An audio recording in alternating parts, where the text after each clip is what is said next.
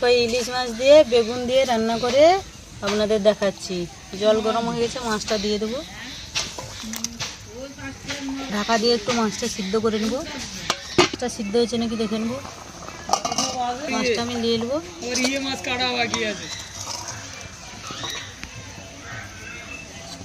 মাছগুলোর আমি কাঁটা বেছে নেব। কাঁটা ছাড়িয়ে নিচ্ছি, কড়ার মধ্যে দিয়ে ফুটাবো। বেগুনটা দিয়ে দেবো,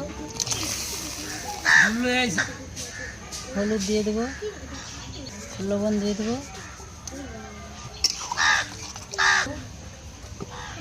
সবজিটা সিদ্ধ হয়েছে নাকি দেখে নেবো। হয়ে গেছে, এবার বেটে রাখা লঙ্কা দিয়ে দেবো।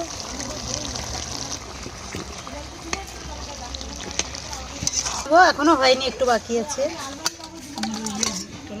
কড়া গরম হয়ে গেছে, কড়ার মধ্যে তেল দিয়ে দেবো। শুকনো লঙ্কা ফোড়ন করবো, ফোড়ন দিয়ে দেবো। ইলিশ মাছটা বেগুনটা দিয়ে দেবো।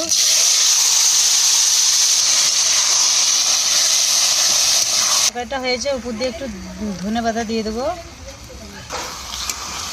ঢেলে নেবো। মাছ দিয়ে বেগুন দিয়ে রান্না করেছি। রেসিপিটা কীরকম হয়েছে কমেন্ট করে জানাবে।